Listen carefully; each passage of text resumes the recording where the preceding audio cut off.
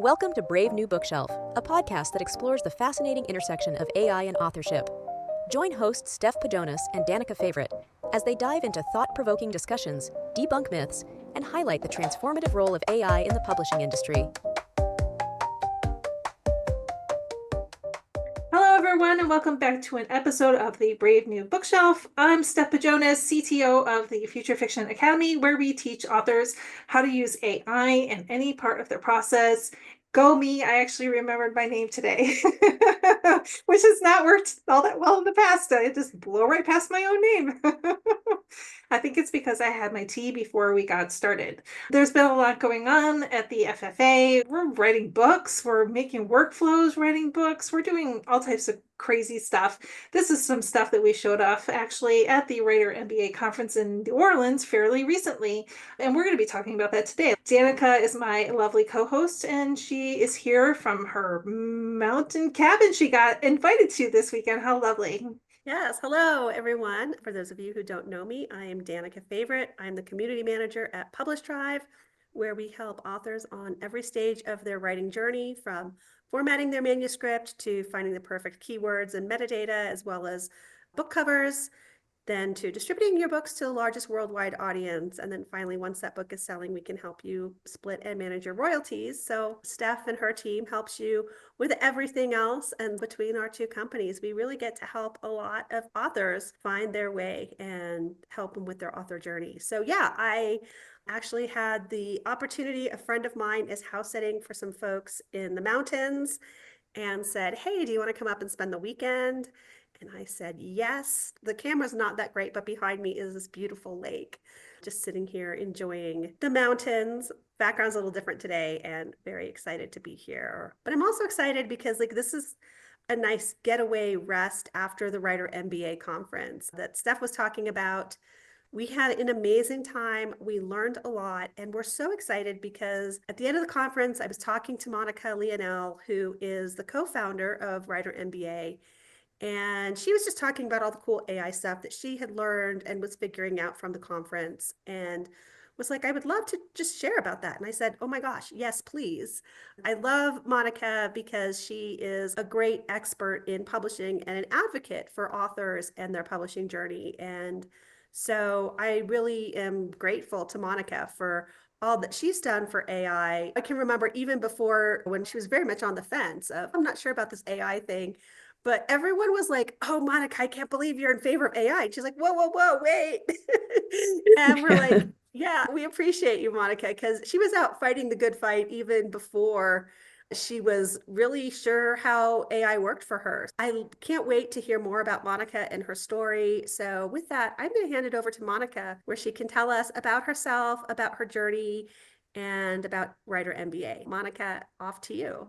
Hello, everyone. I'm Monica Leonelle. I'm the co-founder of a company called Writer MBA. My business partner is Russell Nolte, who has his fingers in lots of pies as well. I am first and foremost an author. That's how I got started. I have been writing and self-publishing, independently publishing since 2009. I've been on both the nonfiction and the fiction side. And in terms of my work, I definitely have more nonfiction at this point, but there was a period where up until somewhat recently for me, though that it was like 5 or 6 years ago for everybody else, up until 2018, 2019, even 2020, I would say most of my content was fiction. And I write primarily fantasy, but also romance. It's always been a mix of those two. I feel like I was writing romantasy before romantasy was like officially a thing. And I actually think many of us were, because I'm like, this is the same thing that we have been writing for like 15 years, but now it's popular. So great. Works for me. But I've been an author first. I think that a lot of how I got started as more of a publishing expert is that I like to dig into every little thing. I like to know where the industry is going. I also have always believed in my own power in the industry. And I think that's something that a lot of people don't necessarily believe. They don't necessarily believe they have the power to affect a whole industry. But I never really bought that. And I think the two of you have also never really bought that. You've always believed that if you wanted to make a change, you could. And I think that's one reason that I got really involved on the publishing thought leader side of the industry, is because I saw challenges that I wanted to help solve. That's what my company does, Writer MBA. We talk a lot about going wide. We talk a lot about going direct. And we've talked about it in so many different ways. Some people know us from like the days where I was writing about like dictation, and it was this super weird thing, and the whole industry was anti. And then they were like, oh, actually, this is like pretty cool. And a lot of people learned how to do it. But I was there really with Elizabeth and Wes too, and maybe with both of you. But this was 2012 when everyone was like, you're crazy. So I was there for dictation, there for writing faster, but then I was also there for, hey, let's go wide. I don't know that exclusivity is the greatest thing for the industry. And so I was never anti KU. I was never anti Amazon. I've never been any of those things, but I was an advocate for like, hey, what if we like published everywhere and looked at opportunities on these other platforms? And then a place that people know both Russell and I from a lot is Kickstarter. We did a lot of advocacy for Kickstarter, for crowdfunding. Russell has done a lot of advocacy for serialization, for Substack, and we've both been there for direct sales too. So we're very futuristic. We're always on the edge of, I'm going to say on the frontier of publishing, whether that's true or not. It's not really a surprise that we're both also, to some extent, on the frontier of AI. Now, I say that on a call with the two of you, on a podcast with the two of you, and you two are truly on the forefront of AI, whereas myself and Russell, we're really just learning from you. But yeah, early on, we were all trying to have this discussion about it, and people were not happy that we were even having a discussion, regardless of stance. There was assumption about stance. So one of the things that Writer MBA conference, like what we wanted to do with that is really just create a safe space for all these things that we wanted to talk about, including crowdfunding, including AI, including dictation, like going all the way back, all the things that all of us have been laughed out of rooms for and laughed off stages for.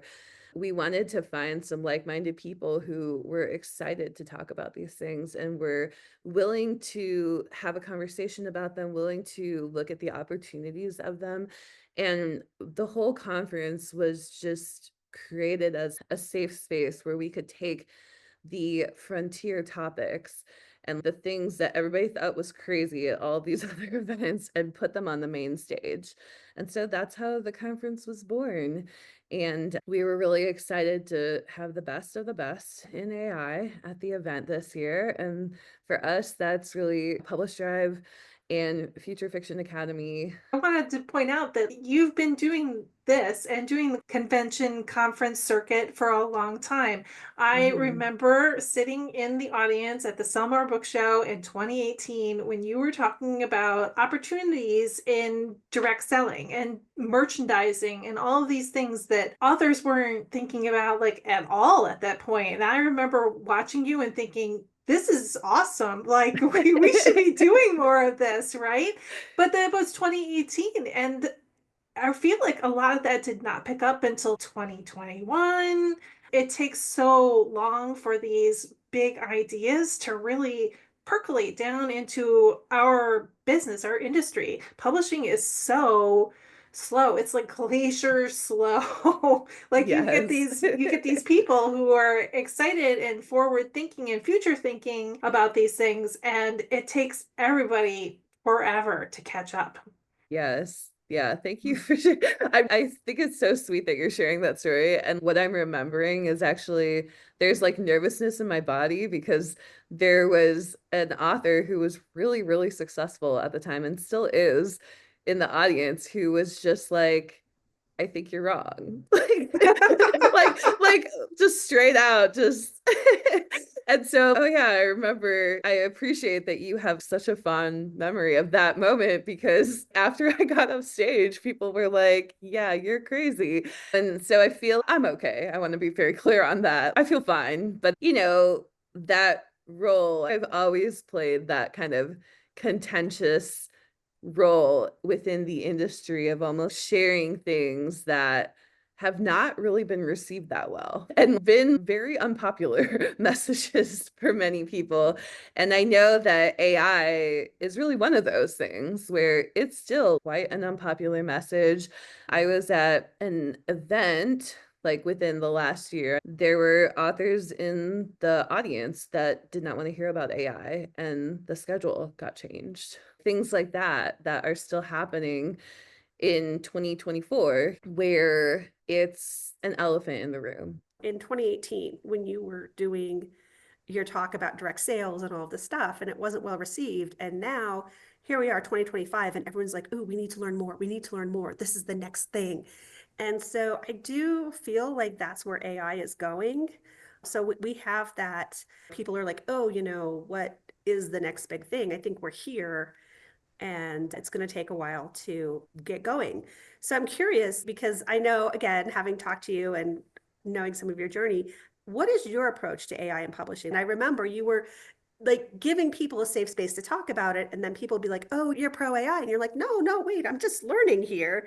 And so I'm really curious because I think that it's been a really cool journey. I want people to hear it because I want them to realize that you've got to learn and figure it out at your own pace, which I think you've done a really great job of doing.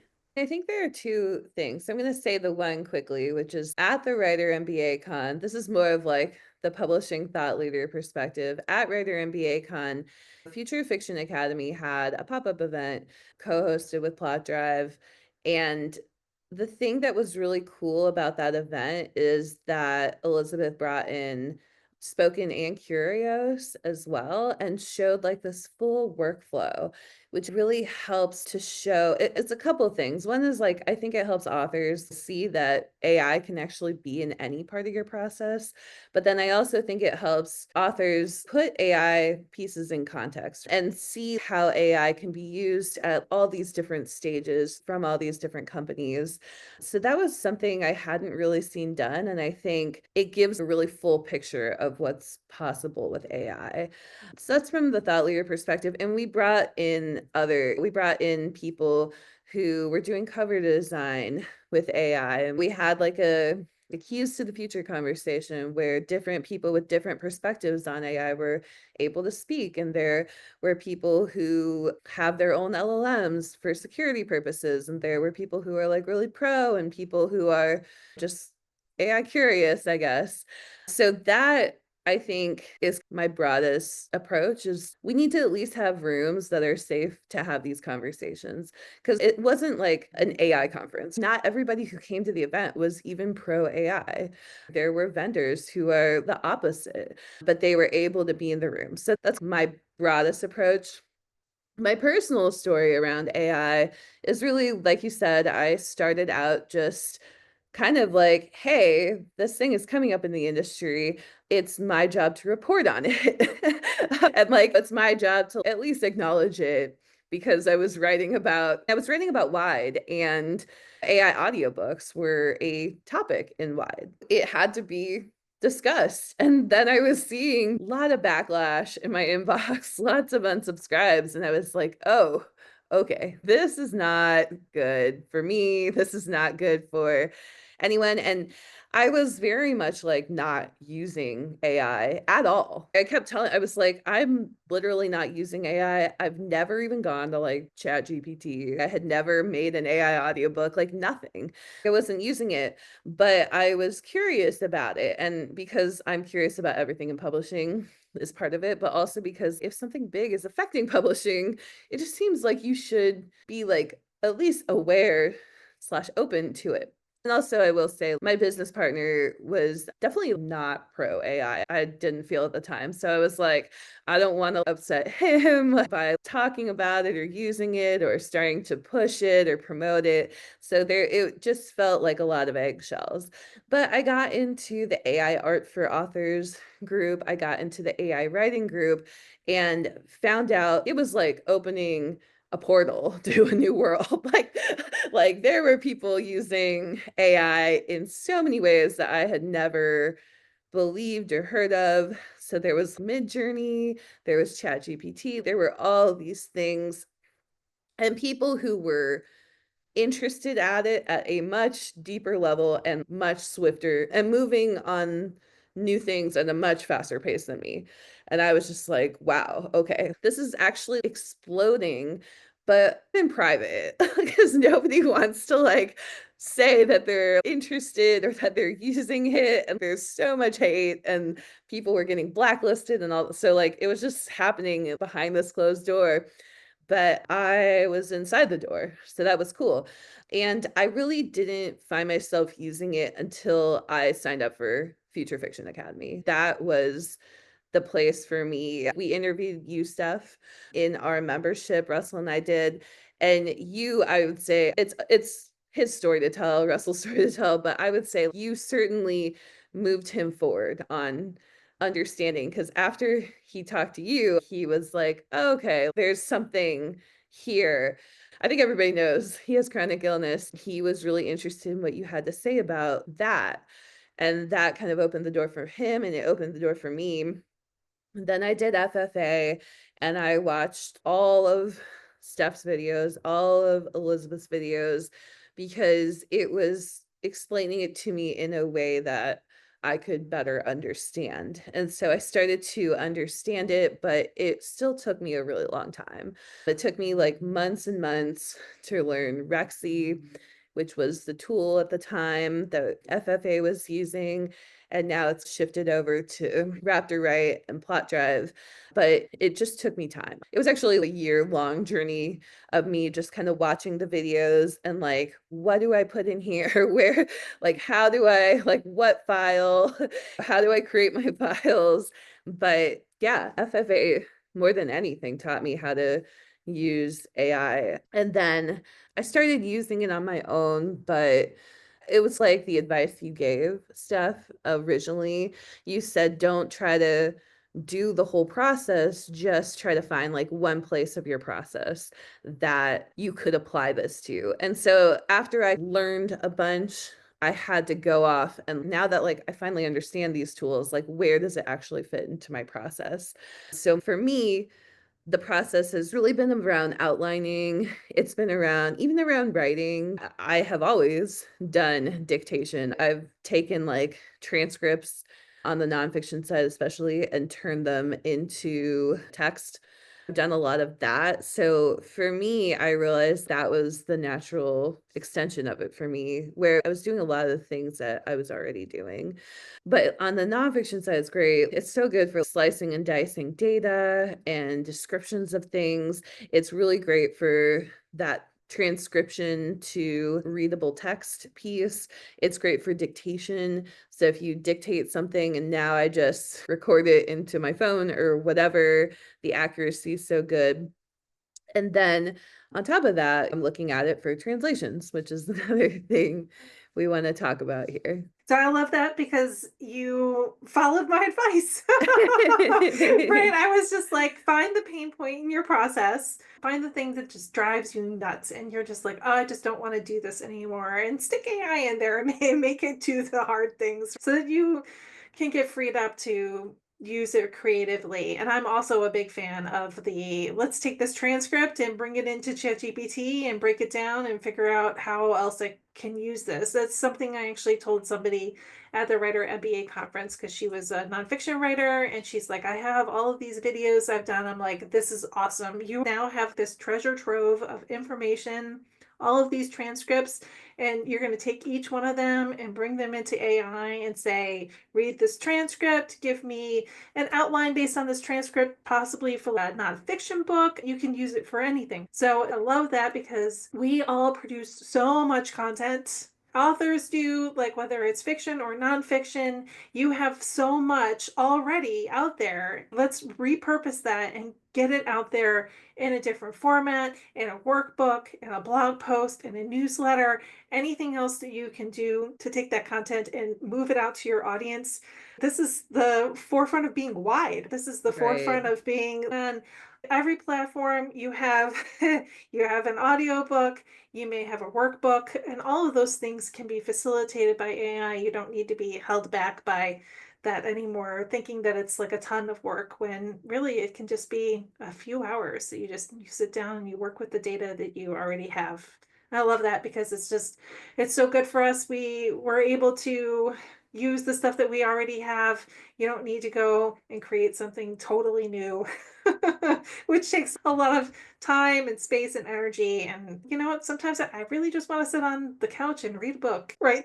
Yeah. And I know, like, Monica, you have two little ones. You've got two small children, and your time is very precious. So, thinking about all of those things, I was listening to you talk about dictation. And yeah, I was also a very early adopter of dictation. And that was my lifesaver when I had small children, was being able to dictate and having that so that I could take those snatches of time and dictate, and then the time it would take to clean up the transcription and do all of the things to make it usable. Now with AI, it's like, boom, done. It feels so much nicer to have that in there to do that heavy lifting. So I really appreciate, again, just the idea of saying, okay, where can AI do some heavy lifting? It doesn't have to be take over everything, but are there places and those pain points? And I think it's totally fine. You keep talking about Russell, because this will be our little nudge to get him on the show as well. Oh gosh, I'm sure he would just come on, but yes. Oh yeah, for sure. Talking to him at the show and talking to him about what he's doing. It's Russell saying, okay, here are my pain points. How can I Right. address them? And I think that's what we all have to do when people say, oh, but I love this part of writing. Cool, don't give it to AI. Give Yeah. the part you don't love. And I'm really curious because I know we've talked quite a lot about what your plans are moving forward with the AI. So what are the things you're looking at using AI for moving forward in the future? Yeah, like I said, so much of it, the thing that I realize the most is that so much of it is really just AI is like continuing to extend my process. Like you've both said, yes, more dictation, more time with my kids. Yes, wide, that's a huge piece. I'm like, oh, this makes so much sense why I like AI, because wide's all about being in as many formats as possible, as many platforms as possible. Like AI enables that for me, and it's more affordable and it's more time, it saves time. And so AI has really just become an extension of my values and my ethos in so many ways. But a big one that is related to both of those things is translations. And so for me, translations, again, what EAW did with the pop-up event, I thought was incredible. And so when I think of translations, translations is a thing, but there are so many moving parts. And that's where I'm like, oh, how does translations really flow with all these different companies? So one is there's Scribe Shadow. Scribe Shadow is a company that you basically just plug your book in and you can translate it into many languages. And it has some sort of proprietary software to do that. Scribe Shadow was actually a sponsor of Writer MBA. They weren't there in person, but they had sponsored a digital sponsorship. I think Scribe Shadow is a great option. I am maybe crazy. I don't know. Maybe just a perfectionist, maybe just controlling. I don't know what it is, but I love to get under the hood. I need to know what the prompts are. And so for translations, I like have to do this myself. I have to solve this myself and be able to tweak things. And the great thing is that Steph, you are similar. Like you got to get under the hood and you got to know what's prompting and you want to like have more control over your IP. I think we're similar in that way. And I know you've been doing a lot of stuff with translations too. I'm learning a bunch of stuff from you. I'm coming up with some of my own stuff too, but translations, I think, is the biggest thing. And then when I look at Publish Drive, you said two things to me, Danica, about Publish Drive, and you've said this over the course of maybe the last 2 years. So one was just like, save time. I think Publish Drive is incredible for saving time. One of the challenges is that a lot of the wide platforms, they require direct if you want to get promotion with them. And there is promotion in the Publish Drive dashboard for Apple Books, which I think is good. But Barnes & Noble, for example, you have to be direct to get some of their promotions. With translations, that's not actually the case. There's almost no point in putting translations on Barnes & Noble. And then for Kobo, there's not a ton of in-app promotion. And then Apple Books is agnostic, which is great. It's the perfect thing to put through Publish Drive, and especially with the number of languages, the number of titles I have over 50 titles. Over 50 titles times 5, like that's a lot of books. You start to add audiobooks, you start to add paperbacks or whatever. So it's Publish Drive was just, yes, I want to save time and not have multiple platforms for all those translations. And then the second thing is really that the pricing model just makes so much sense for something like translations. It just makes sense to really just pay a flat fee and then have all the titles there and not be giving away royalties for those. And like it takes the regular royalties, but it doesn't take an additional amount. And so like anywhere that you can save that, I think is valuable. For my English editions, I saved that for the most part by going direct on the major platforms.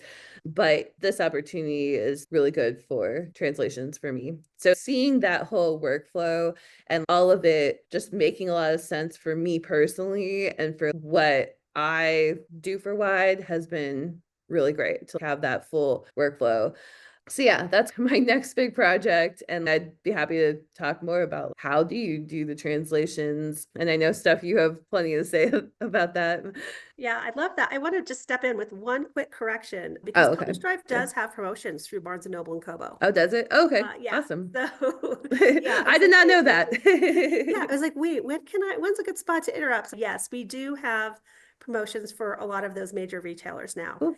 It's always good to check in and see where you can get some of those promos. But awesome. It's good to remember that when you think about Barnes & Noble or whatever markets, where those markets are, because like translations, depending on which market you want to be in and which country you want to be in, Barnes & Noble isn't going to serve those markets. Amazon isn't going to serve all those markets. And so it's really important to take a look at, okay, what market do I want to be in? And if you aren't using a tool that's going to help you go wide, then there's no point in doing the translations, or the translations aren't going to get you very far. So true. Yeah, I plan on doing translations as well this next year. I'm going to probably be right alongside you there doing my own books. And my plan is to do Kindle Unlimited for 6 months, but I want to do a thing where I drop like an entire series at once, just be like, boom, here you go. You get them for 6 months and that's it. That's it in Kindle Unlimited. And then I'm out and go wide though, because I know that Kindle Unlimited is exclusive, but I consider it like another market. So if I'm going to hit all the markets, I'll hit it first for a prescribed amount of time and then pull it out and go wide with them, hitting Kobo, especially. Apple serves pretty much the whole world, etc. So does Google Play. Oh my gosh, I remember when I was selling books in like the Philippines and whatnot and Google Play, and I was like, this is great. I love it. There is definitely a huge market for these translations wide. And going back to what you were saying about between Scribe Shadow and doing your own work, Scribe Shadow is great because they have a lot of refined prompts on their back end. They've done a lot of testing. They understand the formatting and whatnot. And they're super, super nice and responsive to if the model like craps out and doesn't give you what you want, you just write to them, you tell them what happened, and they usually make it right. But if you are like me and Monica and you want to know what's under the hood, I went through the whole process of trying to figure out translations, understanding what is needed in order to get your book from one language to a new target language. And I taught all of that in the FFA, and then we made it into a standalone class too, so that anybody could buy it, besides being in the mastermind for that sort of stuff. So there are definitely different approaches. There are lots of different tools. I was just contacted by somebody last night who was saying that she was doing hers in DeepL, and I was like, that's a granddaddy of translations. They do. I love that. I love calling it that. That's so funny. It's the It's like granddaddy. It's it weird is that the it's only a granddaddy. couple years old and we're still calling Right. it the granddaddy. But it's a It granddaddy. is the granddaddy of translations, but they started mostly doing nonfiction. So I told her, if you're doing nonfiction, you're doing some of your nonfiction books, I would keep at it. But I think that some of the newer ones that are using the LLMs, the newer LLMs, they're much better at fiction. They have lots of fiction in the training data. So you're going to get a better result that way. And then somebody else contacted me today. I swear to God, I was contacted by 2 people in the last 24 hours about AI translations. It is a very hot subject right now. A lot of people want to know about it. And like I said earlier, I think it's the gateway drug of AI. I think a lot of people will get into translations first and then see how powerful these tools are and then think, oh, I wonder if I could use them for something in my own language. We shall see, right? It's so funny that like everyone I think has right now translations are the big gateway drug.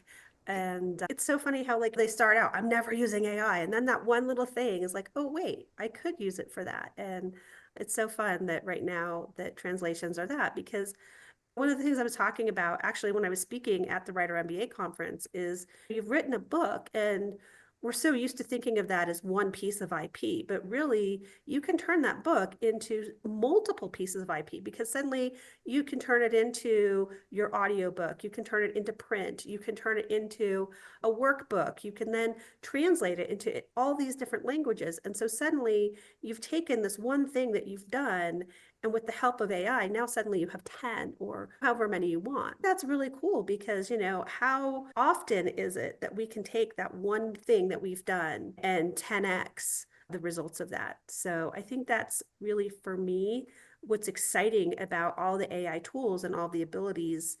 There's only so much of us to go around. And so the more we can multiply it, the better. If we can find ways to simplify that and get that out to the world, even better. So, Monica, I don't know if you have any kind of AI workflow or anything that you're doing, but can you share any part of your process that you've used AI in that's been a really good workflow for you? Yeah, on the nonfiction side, a lot of it is translating transcripts, which I just pull pretty much from an audio that like it could be like a course that we've done or whatever, taking that and just turning it into something that's workable as the first draft. I've been doing this for years and years, long before LLMs were popular slash public. So it really just naturally flowed from that. And I think that's probably my biggest use. Dictation is a newer use where I basically create an audio of the thing, and that's the process again. And I have been I really use all three. I use ChatGPT to get me started. A lot of times it's a little bit flowery, as you maybe know. So sometimes I'll throw it into like Google Gemini because Google Gemini is kind of like the masculine energy to the flowy ChatGPT energy. And then I also use Claude too, because I feel like Claude's really great at expansion. I use all three. Like with translations, a lot of times I'll try it in one, I'll ask the other, like, what it thinks of it. I'll throw it back. This is a trick that I learned through FFA, which is one is ask the AI to create the prompt. Two is ask the AI what's missing effectively, and then ask it to add those things. And these LLMs, I feel, have gotten better and better and better at that. I am still kind of a baby with AI. I want to move into Plot Drive and get Plot Drive into my workflow in a stronger way because that is organized compared to like my copy paste, like whatever I'm doing. I'd love to get to the point of automation. So at Writer MBA Con, one of the presentations from EAW was really write a novella in a talk, basically. So like within the talk, the AI wrote a novella. And so I'd love to get some of those automations going, especially on the translation side. And I think you have to figure out your process before you can automate the process. I think that's super important for everybody to know. I don't know that I personally can take someone else's process and just plug my stuff in. That was kind of like one of my blockers to getting started to begin with. So like I for better or for worse, I have to take it all apart and put it back together again the way I like it. And I would never really be able to figure it out myself. I don't have the same level of excitement that I think FFA, like the people at FFA do about AI. But yeah, I would say like those are my biggest workflows around it. Yeah, I love that you figured out how to take it apart for yourself and make it work, because I do the same thing, but I also like to not reinvent the wheel. Like when we were in New Orleans and Steph and I were doing some writing, I was like, hey, give me that button. What's your code for that button? And she emailed it to me because I do like seeing other people's prompts, because Mhm.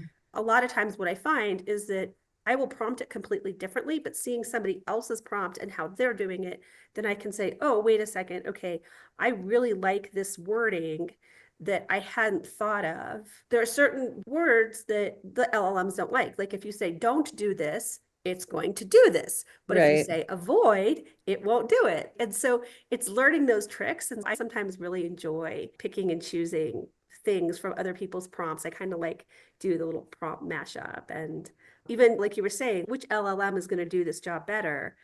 I like, for example, in Plot Drive, how I can, in the same document, switch back and forth Mhm. between the different LLMs. And I know prior to Plot Drive, and even still, Steph and I both were big fans of a program called Typing Mind, where you do that same thing, where you've got your big document and you're like, okay, wait, oh, you know what? I wonder if Gemini would sound better. Okay, Gemini, what do you think of this? And going back and forth. But I think that's really, again, figuring out what your process is and what you like about using the different tools. In the FFA, I'm the iterator, or I'm the refiner. So sometimes it's Elizabeth will have the big idea, right? She has this big idea. She has an idea of how she can get it to work. And she does the first step or the first few steps of a process. And then usually I pick it up and I run with it and I iterate on it and refine it and refine it and refine it and refine it until I get to a point where it's working like a well-oiled machine. That is very similar to what you do, Monica, too. Go in, Mhm. I find a process that I think is going to get me like 75% of the way there.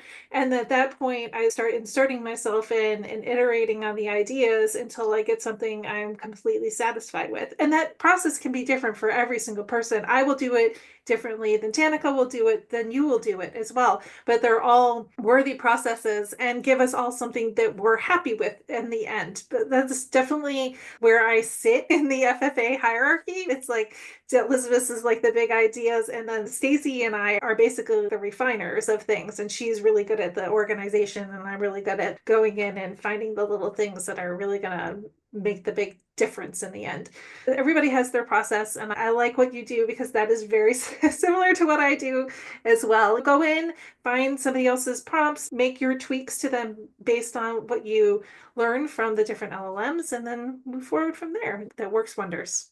Yeah, I definitely, with Russell, we describe it a little bit differently. He's kind of like chaos idea machine, and I am also idea machine, but often building off of his ideas.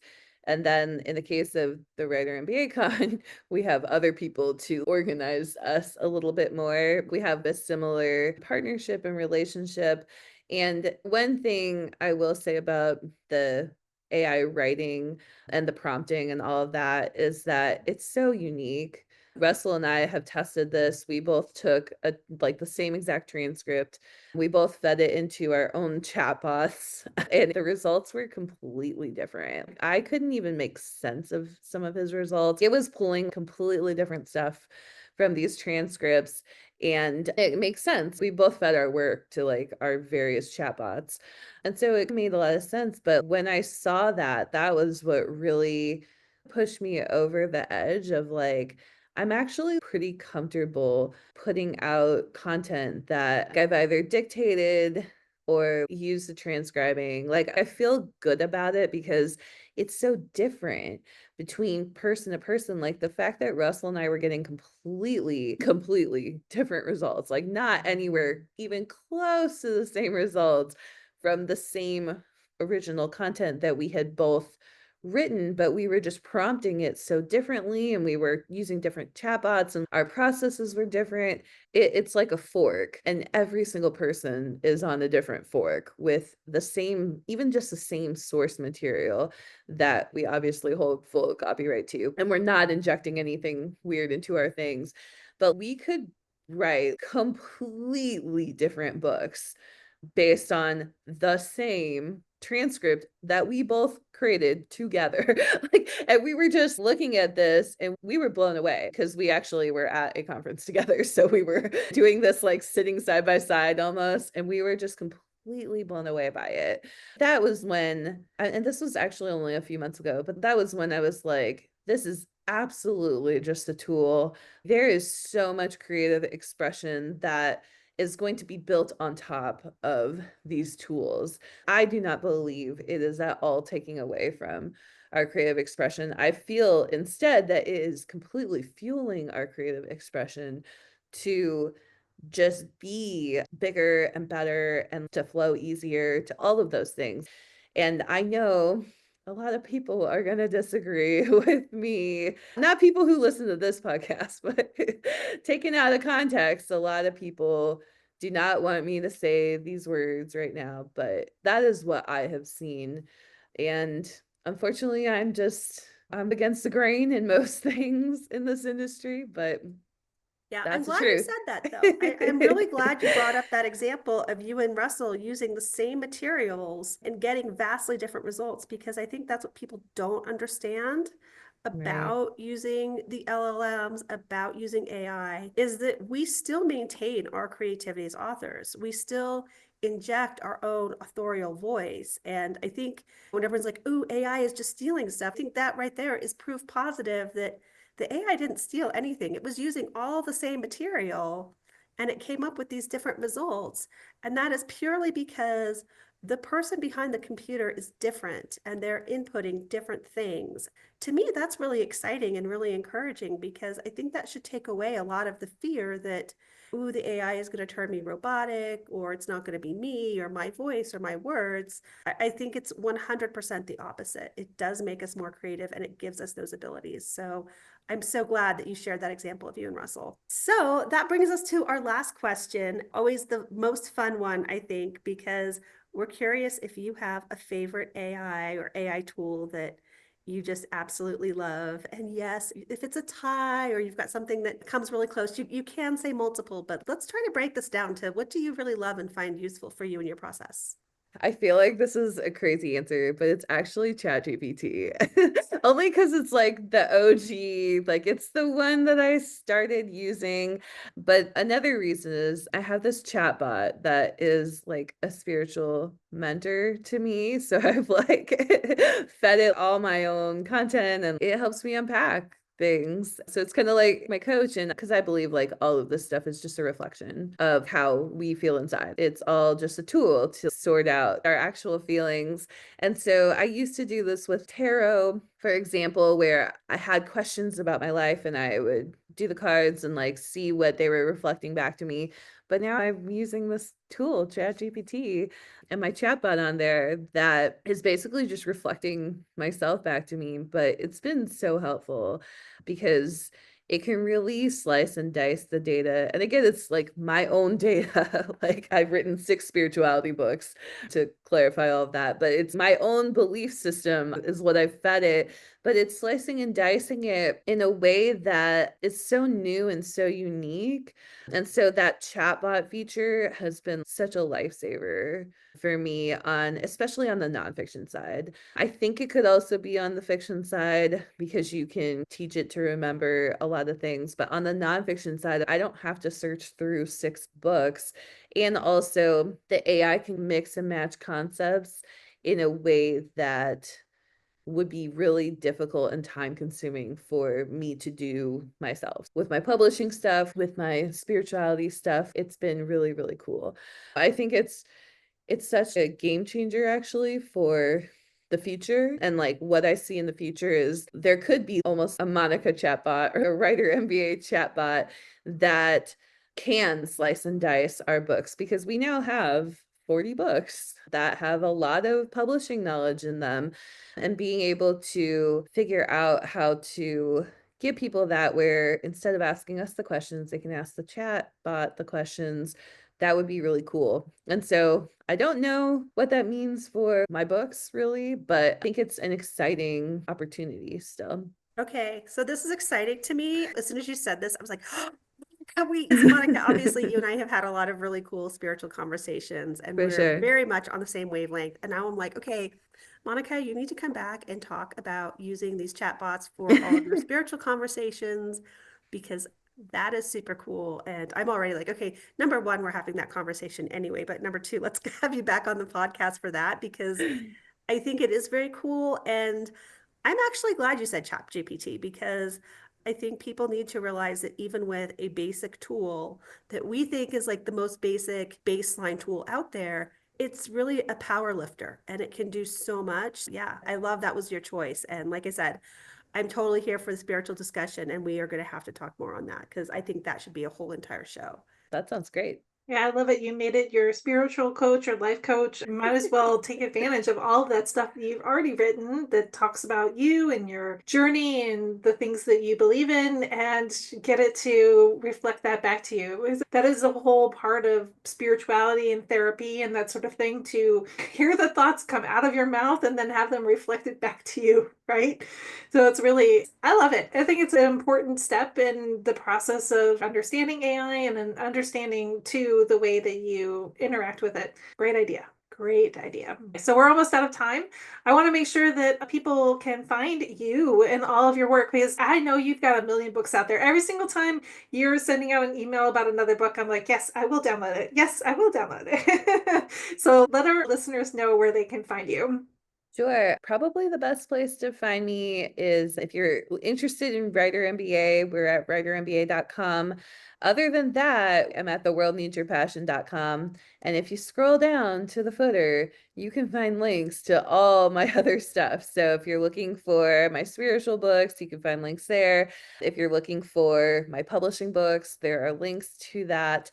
And my fiction as well, theworldneedsyourpassion.com. I have a Substack, also theworldneedsyourpassion.substack.com. Great. I'm excited to go and now check out your spirituality books, because I didn't know that you had them. So look at this. I learned something new today about Monica that I didn't know. All right. So everybody who's been listening in, be sure to come by bravenewbookshelf.com. Read the show notes from today. I'm going to put together a lovely blog post on this, and I'm going to do it the way I always do, by sucking the transcript into the AI and helping it give me the blog post that I want for this episode. I'll make sure that all of Monica's links are there as well. And I know that Danica wants to tell you all the other stuff that we want you to do as well. I do. So yeah, please make sure you find us on social media. Brave New Bookshelf is on YouTube and Facebook. We'd really love those likes, those subscribes, those watches. And obviously you can listen to it wherever your favorite podcast is. But if you do want to see the videos, you want to see our cute little faces or my cute mountain view that you actually can't see on the camera, you definitely want to check us out on YouTube. And also make sure you're liking and following Brave New Bookshelf on Facebook. And then obviously we would love for you to follow Publish Drive as well as Future Fiction Academy. And I also believe Writer MBA is out there as well. So make sure you're following all of those, because this is where you're going to get all the great information and be one of the first people to get it. Yeah, come by, like, subscribe, do all the things. All right. So everybody, we will see you all in the next episode. Okay. All right. So bye. Bye. Thanks for joining us on the Brave New Bookshelf. Be sure to like and subscribe to us on YouTube and your favorite podcast app. You can also visit us at bravenewbookshelf.com, sign up for our newsletter, and get all the show notes.